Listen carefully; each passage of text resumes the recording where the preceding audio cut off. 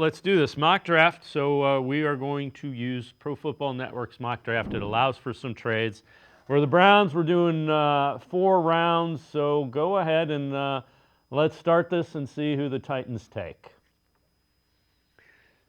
Cam Ward, what a shock. So Cam Ward is off the board to the Titans. You see who they have there. You got Abdul Carter, you got Travis Hunter, you got Mason Graham. Shadur Sanders is obviously on the board. I'm tempted to take Abdul Carter. Talk me out of that, Tim. I mean, I kind of have a hard time doing it, and there's a reason I kind of have been a little not 100% on Abdul Carter, and maybe it's flawed reasoning on my part, but you have an offense that was historically awful in 2024, and I know it's just one pick, but it's the second pick in the draft, and to use it on a defensive player when you just signed, especially a defensive end, when you just signed Myles Garrett to a 4-year extension worth $160 million, it's kind of a weird look in a sense. I get you have to draft the best player available, and I understand it. But I do feel like, with Abdul Carter, I 100% get it. He was outstanding at Penn State last season, especially the game against Ohio State against Donovan Jackson, who certainly proved throughout the season from that game on that he could be a left tackle. Maybe even in the NFL, he could be a left tackle. So it's an interesting proposition because essentially you're choosing a number 2 edge rusher versus a number 2 receiver who I think could be a number 1. Andrew Berry talked about how he feels Travis Hunter is a receiver, and I don't doubt it. I think Hunter, you can put him opposite Jerry Jeudy, and whoever's the quarterback in this situation is going to be in a much better position to succeed because then you have multiple quality receivers, especially if you believe Cedric Tillman is going to continue to rise as he did towards the end of last season. I'm just curious, where's Shadur Sanders in these rankings? So keep going. There you go. He is Oh, number 10. 10. So he's top 10. Eh, that's good enough for me. If he's top 10 prospect on someone's board, I would take him. All right. I'm not as Well, I'll defer to you. I get to make the next one then. So at 33, I oh, get to, and we'll have some trade offers, I'm sure. all right. I'm kind of surprised we didn't get any there. You would think it seems like the I know. Giants and the Yeah, Jets would be like we aching for a quarterback. we did try to force one of those early, and they would not take it. I wanted their second pick, and they wouldn't give us their second pick to move up. All right, so we're going towards the bottom of the first round, and Ooh, the Ravens just took Emeka Ibuka there. all right. So we have the Patriots offering 38 and 77 for 33. All right, that's the only offer we have. Hide that one for a minute and let's see who is on the board here. Williams, Grant, Jackson. Switch over to the offensive side, Brian. Yeah, let's go ahead and make that trade. Gives us another pick in the first 4 rounds. I mean, I'm on board with that too, considering they have a slew of picks in day 3, especially in that 6th round. I mean, if you can move on from a couple of those and move up in the draft, especially in that day 2 range, I think you're going to be in a great spot if you're the Browns. All right, I don't want to move all the way back to 49, so reject that one. Yeah, I don't want that one either. I don't want any. We're not doing future rounds. All right, so we got Fannin, we got Ivory, Tyleik Williams is still there. Kenneth Grant's there too. We got the quarterback.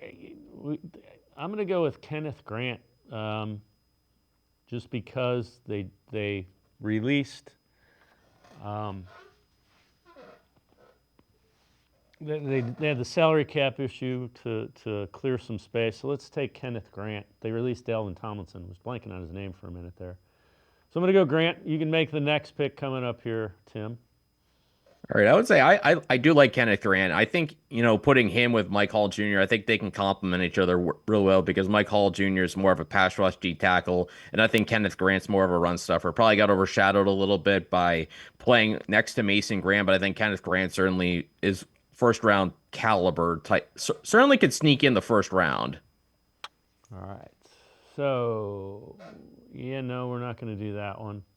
It's too far back. All right, let's look at the offense. Specifically, let's look at running backs and wide receivers. We need some playmakers.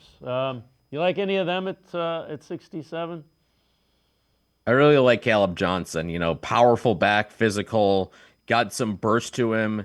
And he's the thing that stands out about Caleb Johnson is he's a very patient runner. I feel like if the Browns are going to more of the wide zone scheme with Kevin Stefanski, I feel like it benefits. It's good to have a patient running back who's going to look for a lane and then really attack it with speed and power. And I think Caleb Johnson really fits that mold for me.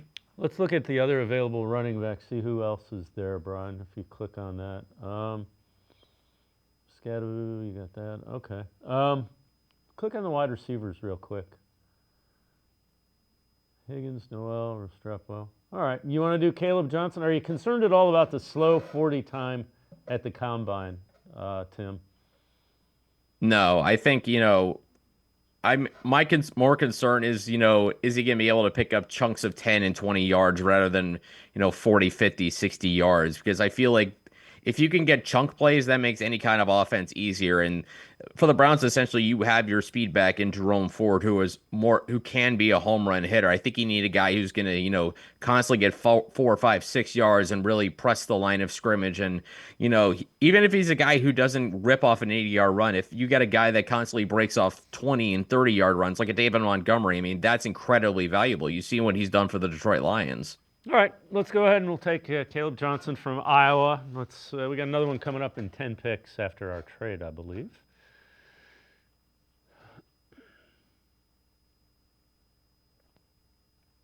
Yeah, reject that one.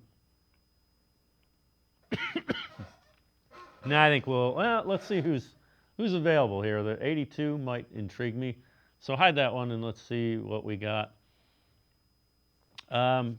Go offense for a minute, Brian. You got Gunnar Helmy, so you got a tight end. Higgins is still there. Restrepo is still there. Go back to all of them. TJ Sanders, Kennard. Who do you like out of those, Tim? Hayden Higgins for me. I think size, speed, the fact that pretty much anything he gets his hands on, he's gonna catch.